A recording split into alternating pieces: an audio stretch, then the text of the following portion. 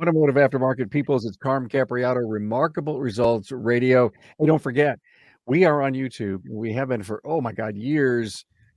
90+% of everything we do is on video now, and by 2024 we'll be 100%. So if you love what you hear, you can actually watch us talking heads on our YouTube channel. Just look for Carm Capriato. Glad to have you here. I'm with a great friend of the industry. I would say, Jeremy, that almost all of my audience. Nice to meet me. I met Barry. I met Barry. Barry, most of my audience knows Barry Barrett, certified EOS implementer at Business with a Purpose, who has done an incredible series on EOS with us in the past. Hey, Barry.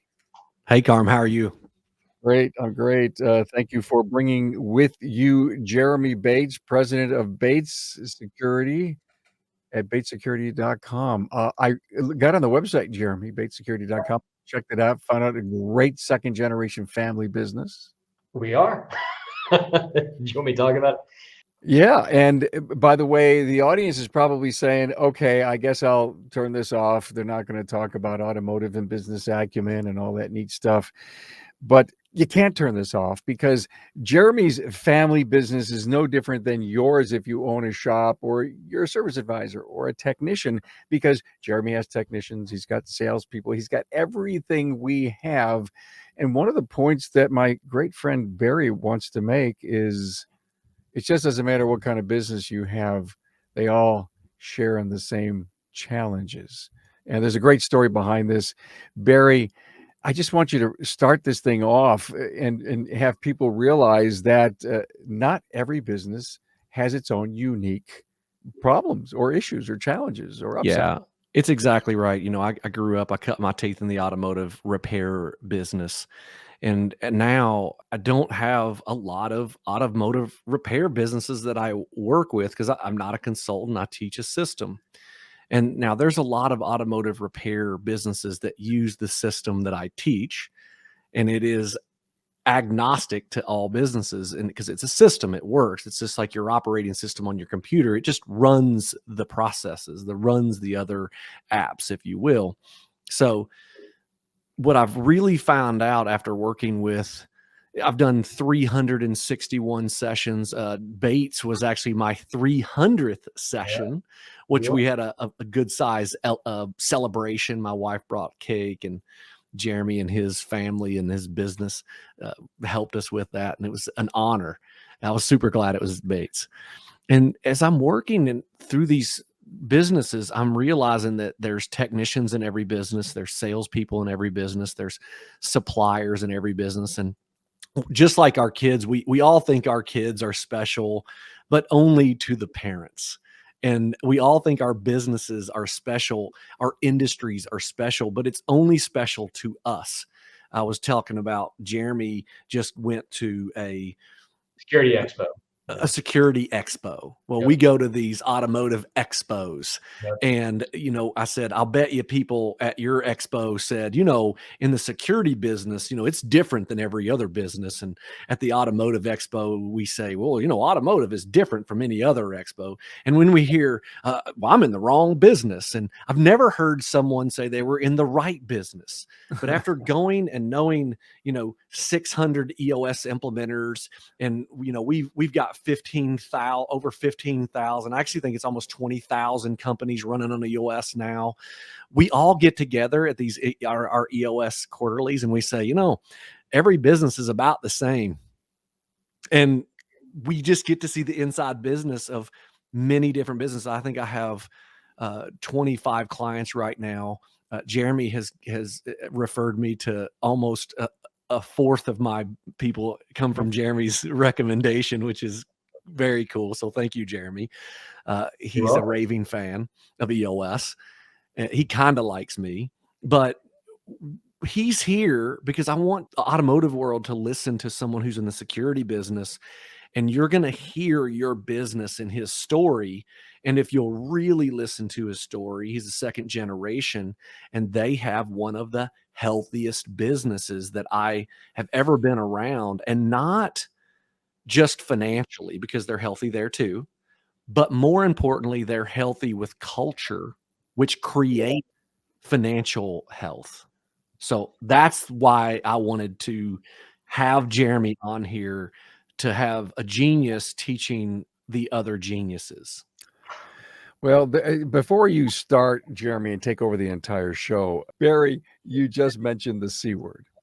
Mhm. And you have a very famous quote from Peter Drucker that pretty much explains that.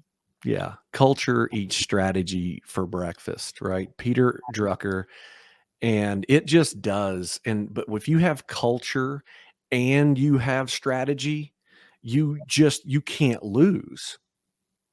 We talk about culture a lot on our show, and it's amazing how many small businesses, and Jeremy, just to set the table straight, there's an awful lot of 4 or 5 employees, small, very successful shops that have had to realize. And I think part of how they got to the culture piece is they realized that they were in charge of all these families that they had to feed inside their business. Mhm. And I just recently was speaking to someone that says, okay, listen, if you care so much for your family, you're doing all of this for family, stop and think about the importance of the family that's not inside, and what can we do for them to lift them up and to give them the kind of career that they will want to retain and stay at. So thank you for having, if you will, an underlying story here about culture, Barry, because I don't think we can talk about it enough.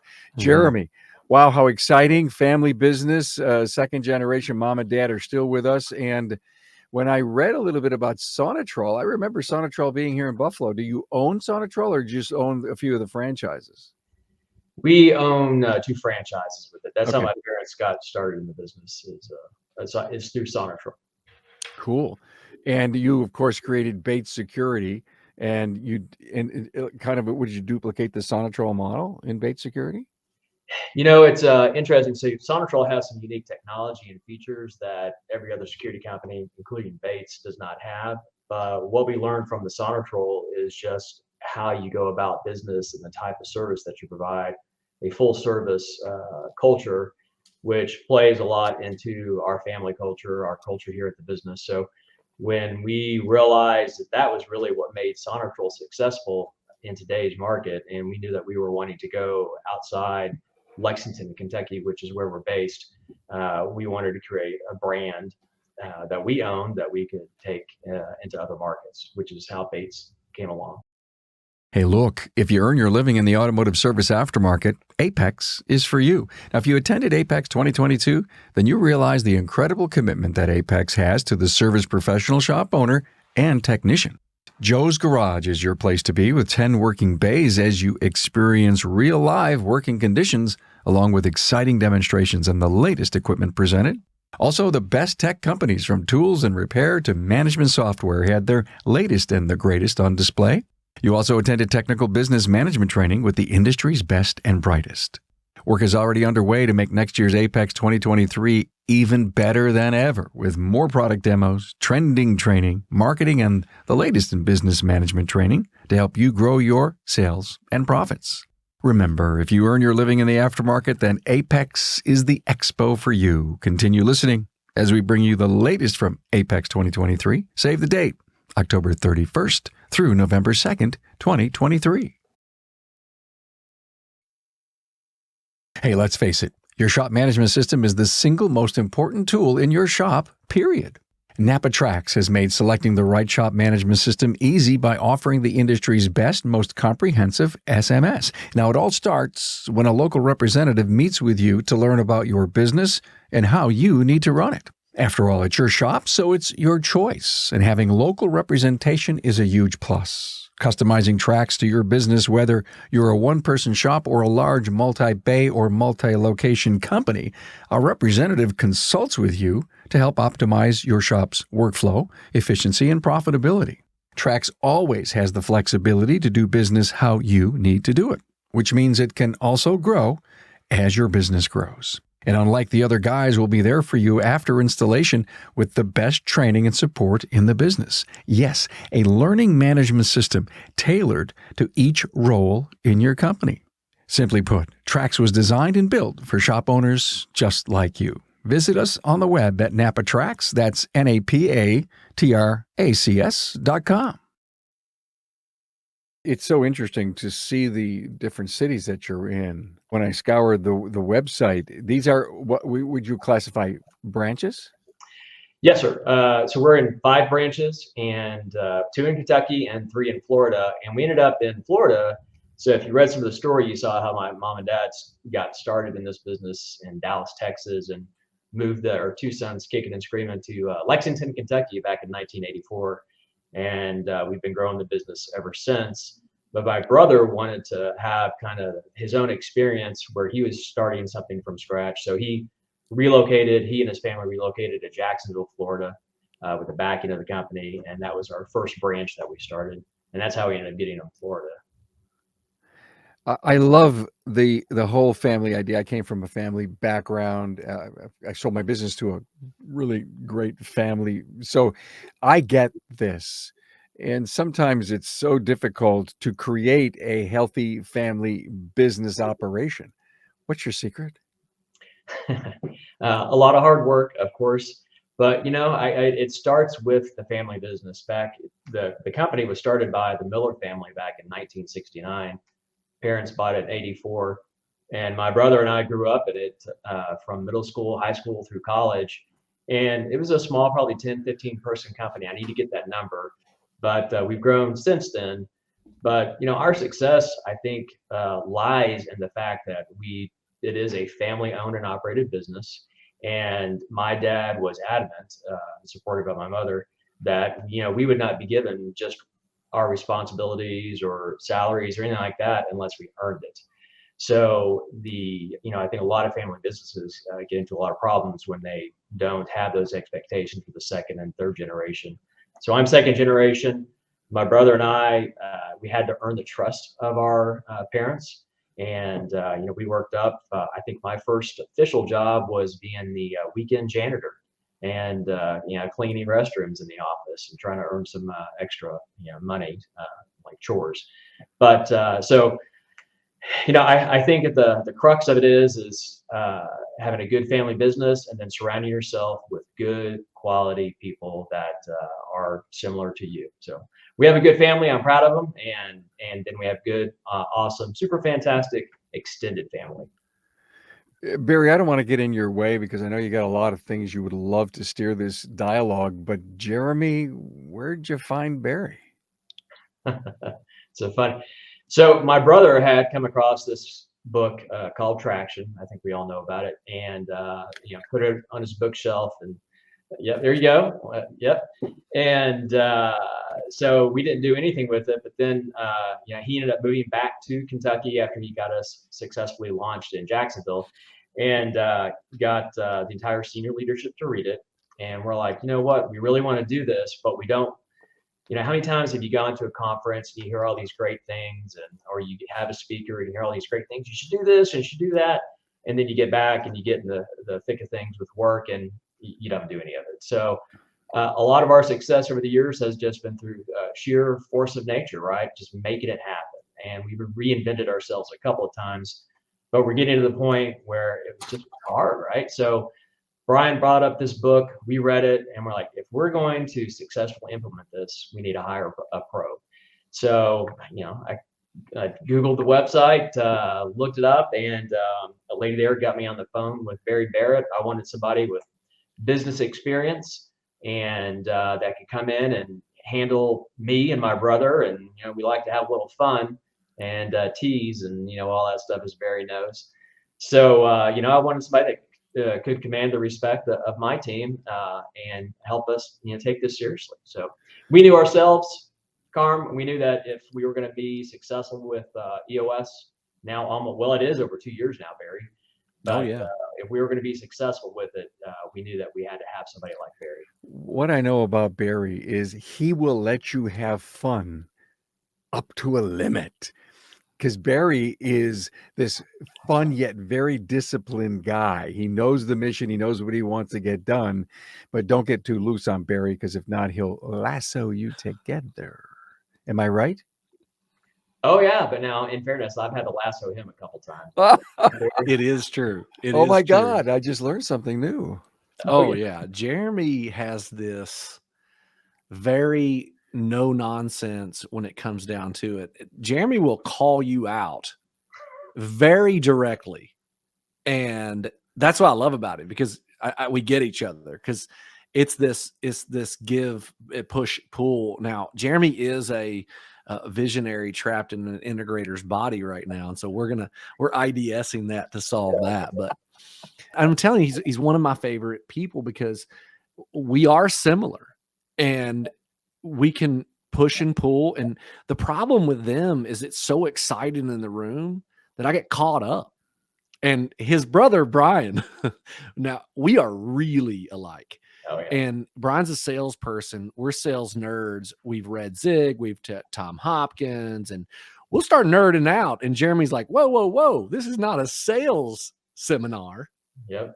And he tightens it up, and we're like, yes, sir.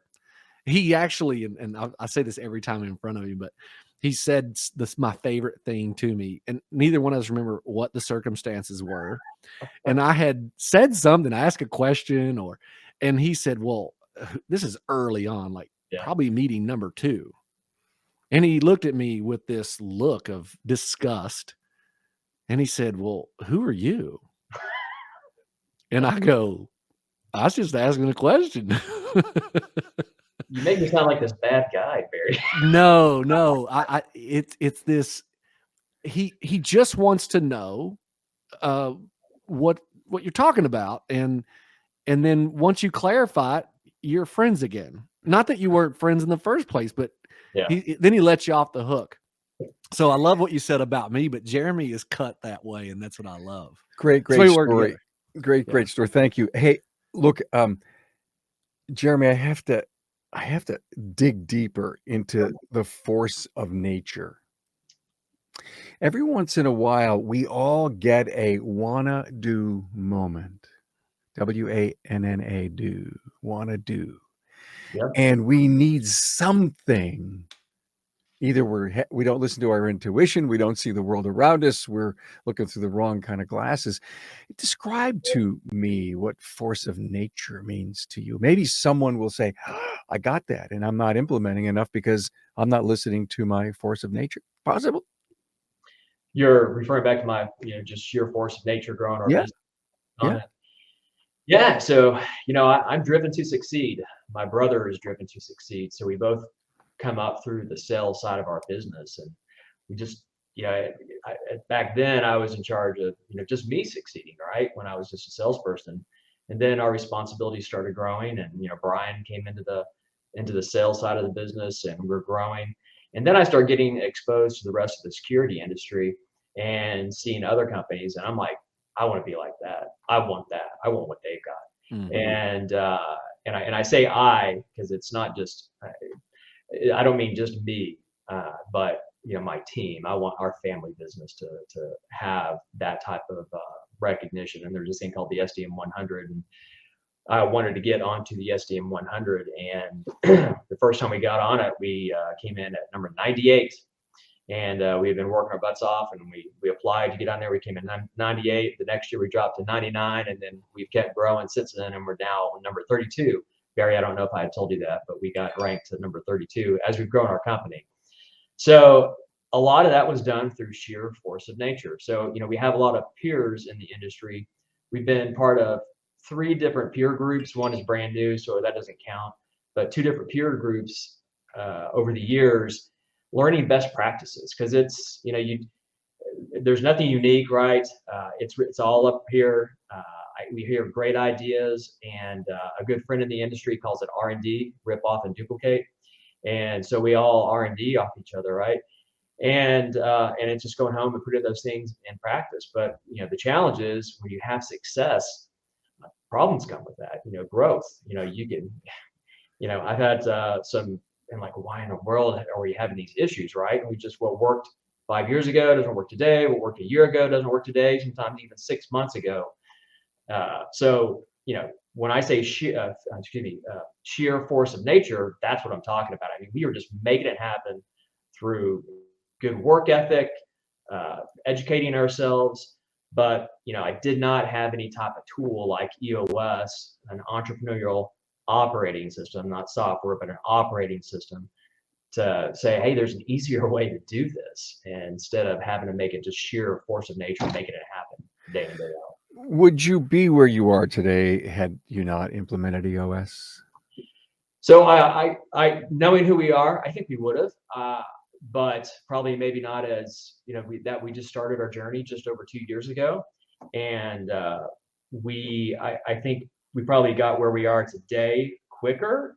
I think we would eventually gotten there with probably a year or 2 years or something like that. But I think we've been a whole lot more miserable. And not that we're miserable now, but my brother, who can be the biggest skeptic about embracing something, he's like, I don't know where we would be without EOS. And we've always had a good culture and holding each other responsible, and doing a lot of the things that EOS tells us to do.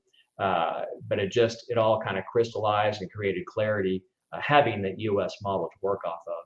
So I think we are where we're at because of EOS, and I feel a lot more confident in where we're going because of EOS. I've heard Barry say in the past that if you're the president of the company, but not the visionary, and your role would be better as the implementer, which is exactly your case, Barry, which is what I love. I'm sorry, the integrator, versus that you're the president, but you're the integrator. Your brother happens to be the vice president, but he's the visionary. This story is so good because I think it would help some of our people relate who want to be the integrator as the leader of their business, and they don't realize, but they can be both. Is this true, Barry? Yeah. So front row seat, I've had a front row seat to this whole thing. And that's basically my job as an implementer is sitting on the front row, teaching the system. That's what a consultant, and asking questions, facilitating, plugging what they want into the system, getting what they want out. So the earlier question with getting, where would you be today? Just who they are, like they're going to get where they're at today eventually. But EOS has really helped them make some key people moves that got them way faster than they did. One of them was, Brian, delegating and elevating the sales role. Yeah. And then they have their best sales quarter ever, right, Jeremy? Yep. Yes. Now, that's not because, well, you hire people better than you and free yourself up, but Brian was helping him and train him to that sales role with the tools provided by EOS. And so, Steve Jobs called the computer the bicycle for the mind. EOS is the bicycle, or I would say motorcycle, for your business. And it just helps you get there faster, make those key moves. And then Jeremy goes to the EOS conference and has this aha moment. And I've been thinking of how we're going to do this and pour over it.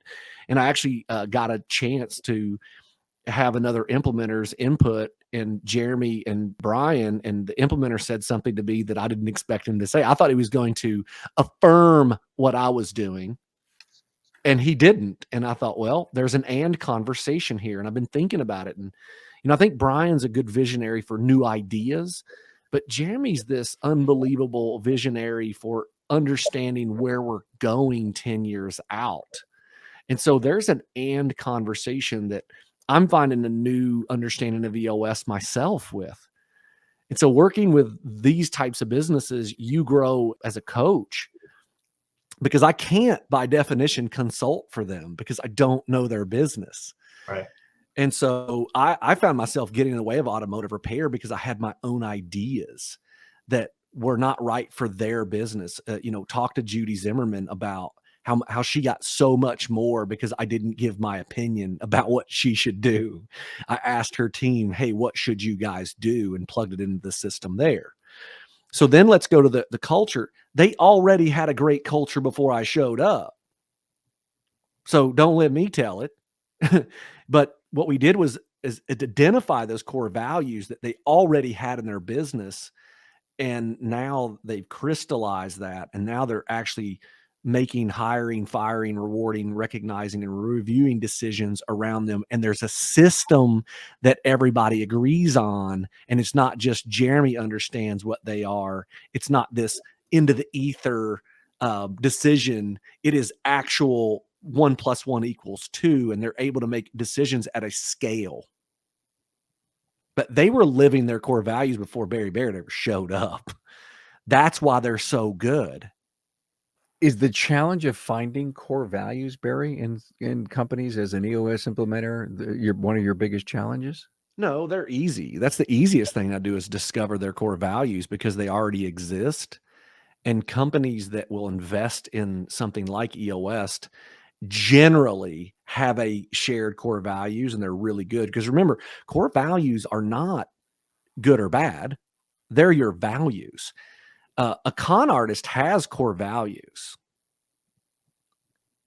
They just break principles. Principles are different than core values. Natural laws are different than core values. Core values are what you believe.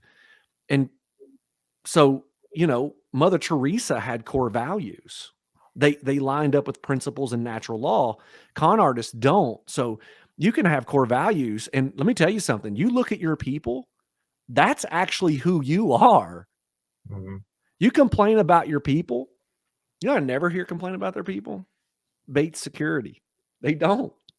Because when they have somebody that doesn't share their core values, they're gone like last week's paycheck. Well, I wouldn't say we're that perfect, Barry, but no, you're not that but it's a work in progress. They make people moves now, and it would have taken them longer to make those people moves because Brian was not going to give up sales anytime soon, right, Jeremy? Right. I mean, he wasn't. But after he got to the point, he's like, oh, well, if we want to go here, we need to have Danny in that role. Mm-hmm. And then we IDS that. We didn't just say, okay, bring on Danny. We had a discussion and did it the right way, because when you make people moves the wrong way, you're gonna mess up. You go slow to go fast. Right. Was Danny ultimately the right choice then? With zeros on the end of it. Yeah. I'm sorry? I said with zeros on the end of it. Oh. Yeah. Yeah, he was a great decision. Several years ago, my brother and I decided, Dad was backing up a little bit, and we're like, we need somebody in the business here to make day-to-day decisions. And Dad's like, well, I'm just a phone call away, but like, yeah, but you're not here, right? And that was before teams and all this other stuff. And so we made me operations manager, and then we ended up actually saying, you know what, Brian is going to be in charge of sales, and I'm going to be in charge of operations. I come from the sales background, so I know what he needs. And interestingly enough, my brother actually was a full-blown technician at one point, and installation manager before he got into sales. So he knew what operations needed. And we decided that we were going to split up the business. Dad didn't give me accounting yet. He wouldn't let me take over accounting yet. And then Brian and I decided that no matter what, we were going to pay each other the same. We weren't.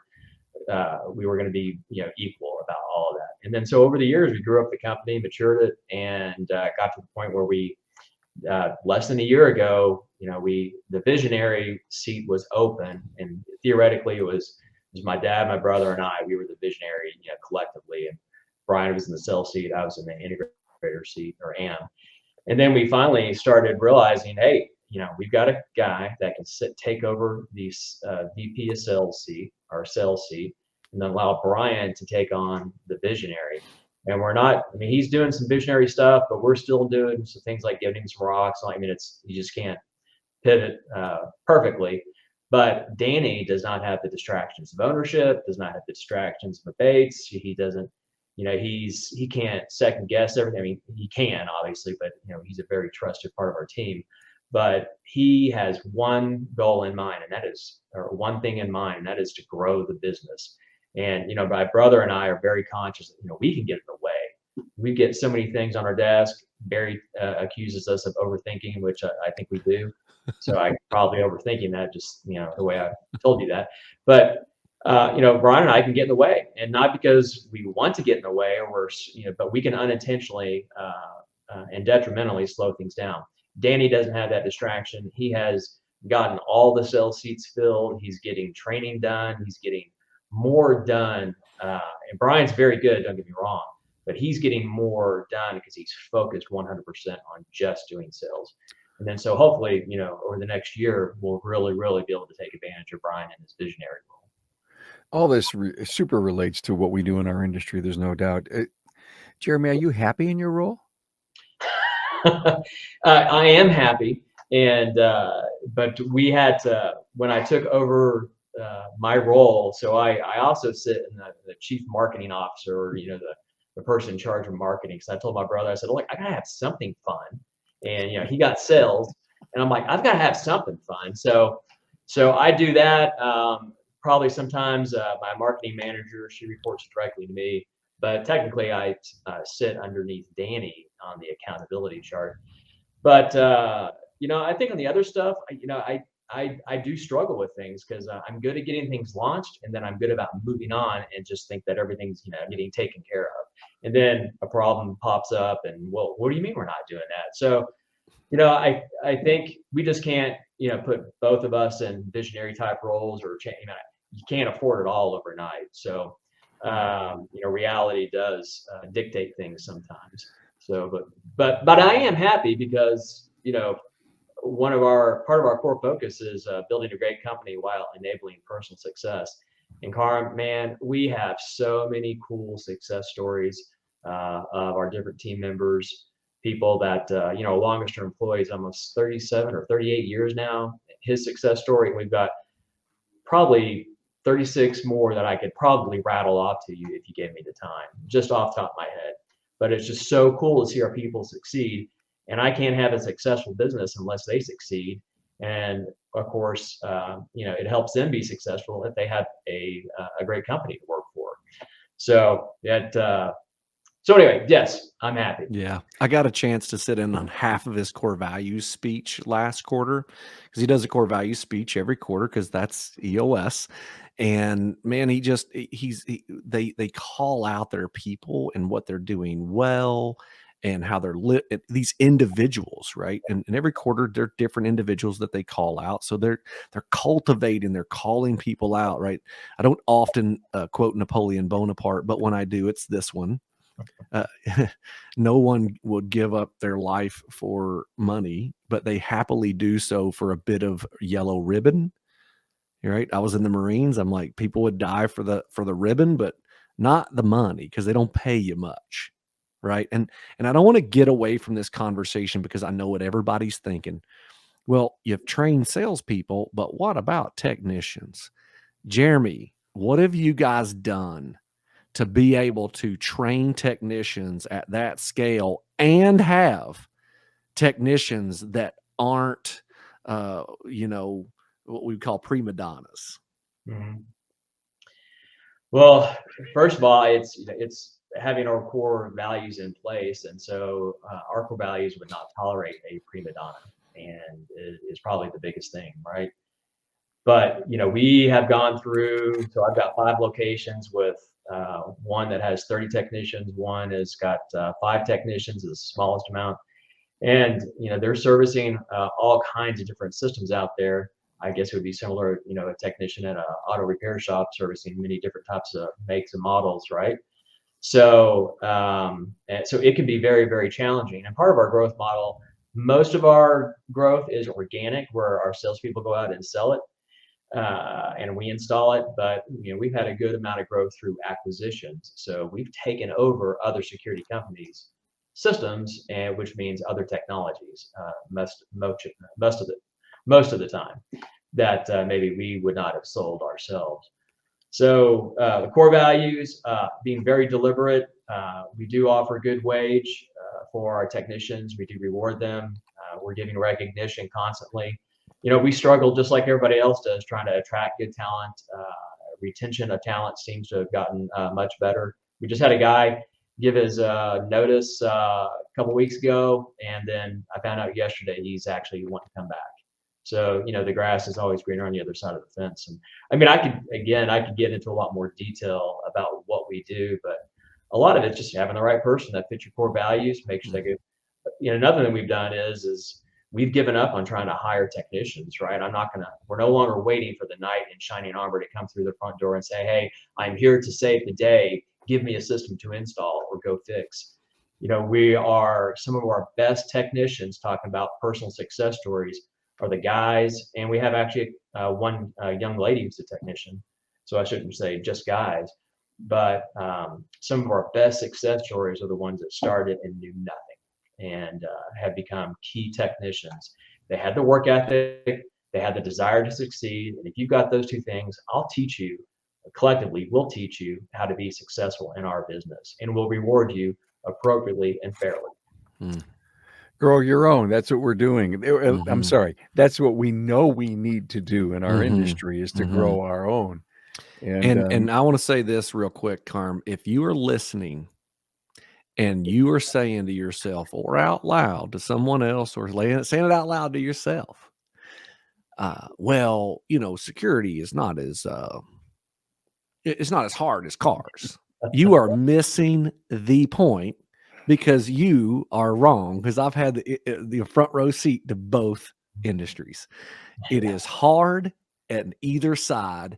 If you're making that point to yourself or to someone or out loud, you are lying to yourself. You are making excuses, and excuses, as we know, are the crutches of the uncommitted. I had a guy call me today. He's listened to all 7 parts of our show on EOS, Carm, and he's a technician, and he started his own mobile business because the dealerships he's working for are not treating people right. I mean, how many times can we hear that's how people start their automotive? He doesn't have the money. He reached out to Chris Cotton and me. He said, I want to thank you because you and Chris are the only ones that's returned my call. And I'm like, hey, coaches, let's go. Now, I've got a meeting with him on Friday. It's not my target market. I'm going to tell him to call Chris. And that is the culture of doing the right thing. Help first. I'm going to help. I said, man, I'll help you for an hour on Friday, but I'll help you as far as I can. And part of my help is like, you need to hire Chris because he can teach you how to start that business. I don't do that anymore, right? And so I love that Chris reached out to him. But the thing is that technician wouldn't be looking to start a shop if he were happy where he were. Yeah. We've got reluctant entrepreneurs that start their business. They're like, I have no choice. I can't get treated well. Yeah, because it's not in their core nature and or their culture to continue to work in that kind of environment. You're so right. Everything I seem to hear coming from Jeremy is an identical parallel to the challenges that we have inside of our industry. And think of startups that want to get involved in coaching like day one, minute one. It's just so exciting to me. It's almost like the 8 years we've been doing this 1,200 plus podcasts. It's finally having, drill the hole, get the funnel, put in more brain cells, and all of a sudden we're smarter and we make better decisions earlier. When I think of the different technologies, Jeremy, and I think of all the different systems that are out there, and I think of, and I'm trying to compare it to our industry, get your brakes done here for $99, or the old 1995 oil change, the stuff that you see coming at you in digital media, be it TV, radio, internet. And I think of, in your industry, all the ads that I see almost every day for your own personal, set it up, hook it to Wi-Fi, and you are happy.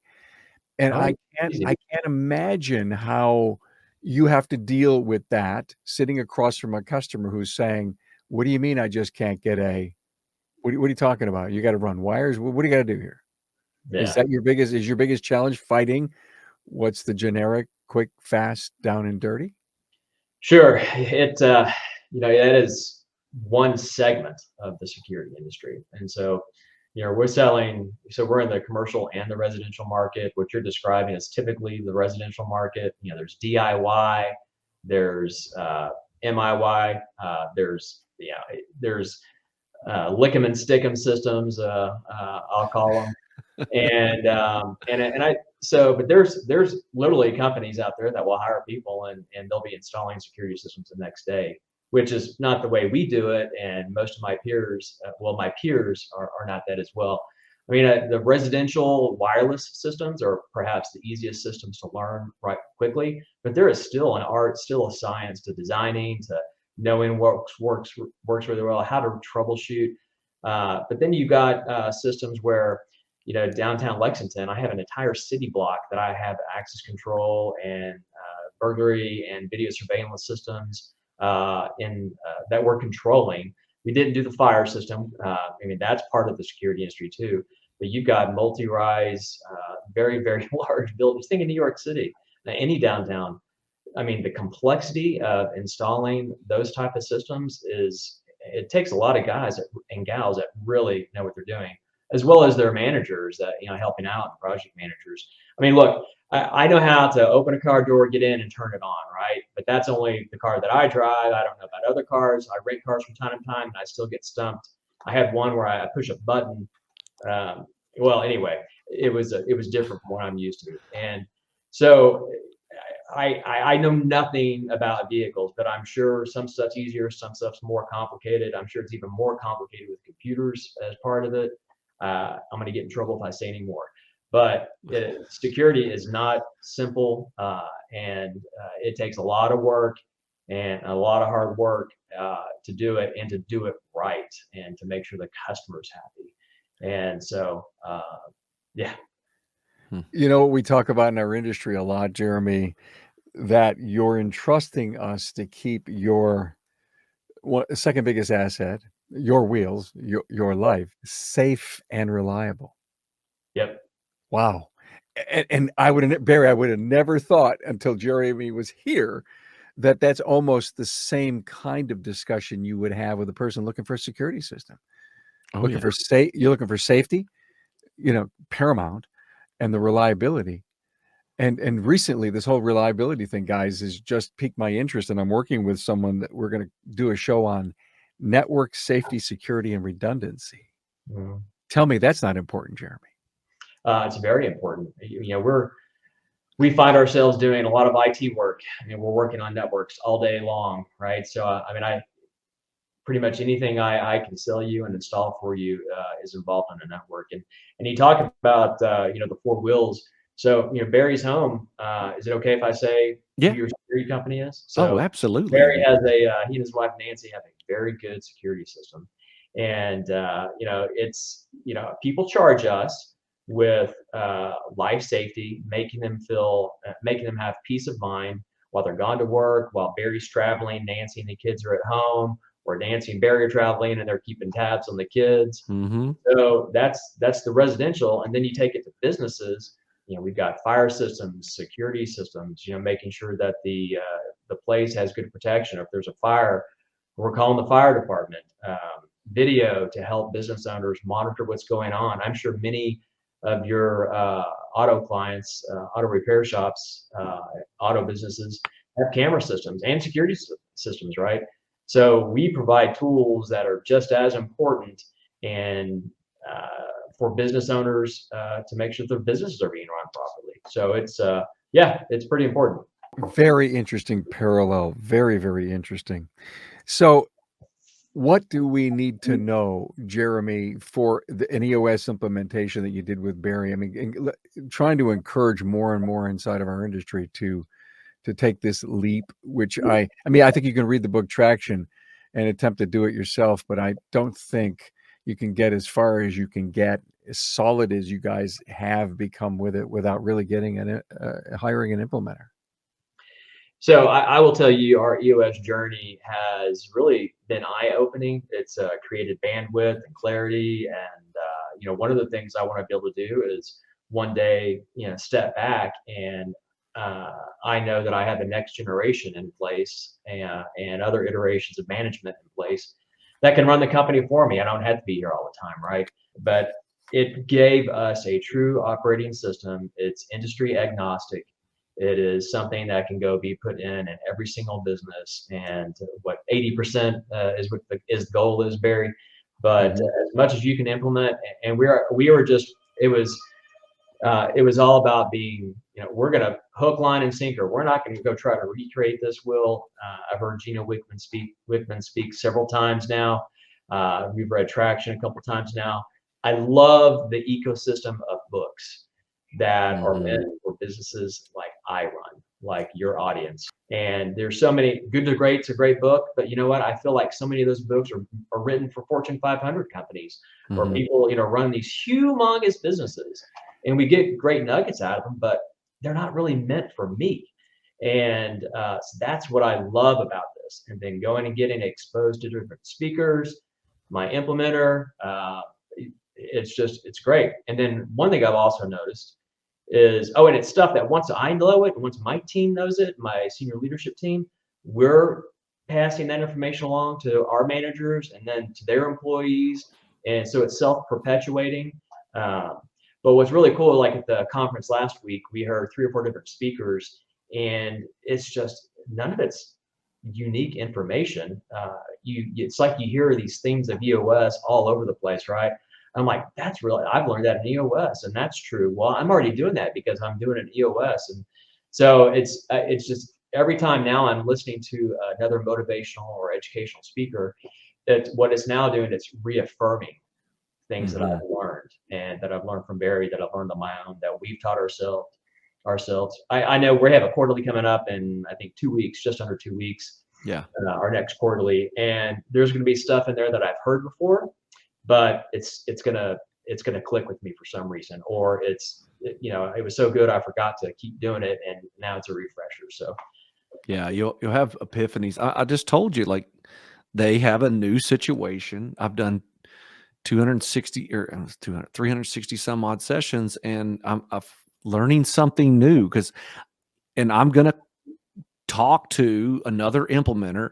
I mean, I think about it. I was having a conversation. Oh, I stumped Gino Wickman last quarterly. And I found something at the end of the book, because I'm going back to basics. And he goes, I'll need to go back and look at my notes because I don't know why I put that there. I was like, cool. Yeah. And he's like, that's an incredible thing. And then we were IDSing, which is my favorite thing to do in EOS, because identify, discuss, and solve. And I'm in the back of the book, and Carm, both of you have seen me get very passionate. I didn't, I'm like Ron White. He said, I knew I had the right to remain silent. I just didn't have the ability. He's a funny guy. And I was in the back of the room, and I was like borderline yelling. And I'm like, my wife says that people think I'm yelling right now, but I'm not. I'm just passionate. And we took a break, and I go out, and he goes, "You were on fire in there." And that's like Michael Jordan being like, "You played some good basketball out there." Right. And it's fun, but you learn so much just by being in like he said, by being in that community. And it's like a cult when you go to the conference, right? But it's the good kind of cult. Yeah. And so what I want people to think about is, when you have a great leadership team and you say, well, who's going to be on my leadership team? If you had 2 or 3 people in your organization to lead, and you have a great leadership team, you have the consultants in the room. You are the smartest operations person, the sales person, the marketing person. You have the finance person. You have the leader. Those are your consultants. When you run on EOS, if you hired someone like me, it doesn't need to be me. Matter of fact, you can't hire me right now. I'm pretty daggone. Jeremy keeps me busy with his referrals, for Pete's sake. The guy just refers like crazy. So I really have nothing to gain right now on this show. And so just listen to me. Hire your local. You're not here to gain. I'm not. Hire your local implementer, meet with them 5 times a year. And I'll bet you in 2 years, you always need a coach. Trust me. I have a coach, Jeremy. You always have a coach, but you need to teach your leadership team how to be their own consultants and use a system, master the system, so you can solve your own problems. Jeremy, literally, he doesn't see me more than 5 or 6 times a year. And we don't even really talk between quarterlies, except for he'll shoot me a text and a funny text like you did the other day, the overthinking one. I said, well, you're a classic overthinker. The good thing is you hired a classic underthinker.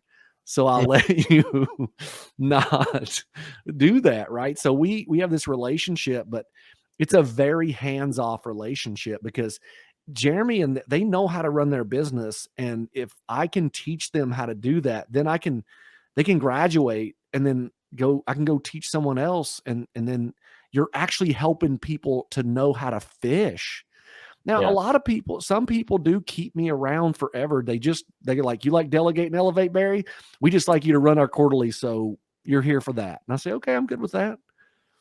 Hey, Barry, I was Yeah. thinking, I mean, you have been available. I mean, we've had a couple tough issues that been Mhm. outside the quarterlies that I've called you up, and so you've Yeah. been great on that.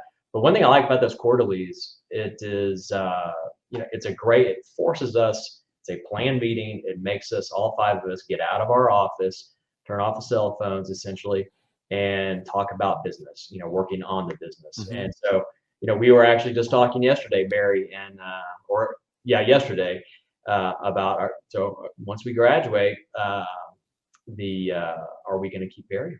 And I think the Yeah. answer is yes, Barry. So I know, There you go. but Yeah. And and I'm good either way. He knows that, right? I'm Yeah. not trying to, and I would love, like, I love because they're so growth oriented. I get excited, and then you're working with a great team. But I'm never walking in there and being like, and here's the beauty. Jeremy knows this. If I show up and run a quarterly and he doesn't feel like he gets value, what happens, Jeremy? I get to keep my check, He doesn't pay me. but I've always paid in garments. Like, so I love that system because I have to show up with my A game or I might not Yeah. get paid that day. Is that good? I love that part. I really do. In 2 years, Barry, you were talking to me. I've heard you say this before. You don't want to be with someone forever as an implementer. You're 2 years in, Jeremy. You believe you're going to keep Barry for another year. Is this a yearly decision? And Barry, is there a point where, if you've been with somebody for 4 years, you're going to say, why can't they do this on their own? Are you going to say, are you going No. to fire yourself? So I say this, we say this. I'll say, Jeremy, you guys are ready to graduate, or what are we going to do? It's not that I don't want to stay around forever. I don't want to stay around. If you're quarter by quarter and your business isn't growing, you're stagnated, I will say, hey, either you need another implementer that will help you go. But if you just don't want to grow, I don't even know why you would need an implementer. Yeah. What Jeremy's looking to take over the world. So I'm happy to stay for 20 years. Gino's got clients that he's had for 20 years. That's the thing, right? It's like, I don't mind. I love to stay around, but I see. So, but basically, what you're saying is, if you want to be stagnant, you don't need me. But if you want to accelerate faster than, a rocket ship 7, then I'll be there with you. Because here's the thing: is Jeremy, if you're running the meeting, you can't really participate. Right. Even me, like when we do our quarterlies in business with purpose, I do facilitate our own. It'd be crazy if I'm not, but it's I'm an expert, do this every day, and it's hard for me to participate when I'm running the meeting, and I can at this point just run them without worrying, but I have to do preparatory work before that. So it's just hard to be in the bottle and understand it at the same time in the system and understand at the same time. So that's the deal. Yeah. Yeah. I think if I'm coasting, why would you want to make that investment? Because implementation is not an inexpensive investment, but it's every dime has been worth it. Yeah. Well, it makes all sense. I love this. I think this was a great episode, bringing in a security individual who so parallels his business with our Barry. You were 100% right to say, hey, Carm, you got to interview Jeremy Bates. And I would always trust any recommendation you make, but you knocked it out of the park. Jeremy, you knocked it out of the park. Yes, he did. Well, thank you. Thank you. Thank you. Been fun. Excellent job. Appreciate it. Hey Jeremy's guys. getting his own podcast. Yeah. Boy, can you imagine a security podcast on how to do business and fix an old 1983 ADT system? I get it. Well, the way to fix it is to call me and have me replace. So, yeah, I don't like that. Yeah. He is a salesperson. Yes. Barry Barrett, certified EOS implementer at business with purpose, and Jeremy Bates, president Bates Security at batessecurity.com, and EOS integrator, and maybe visionary. Yeah.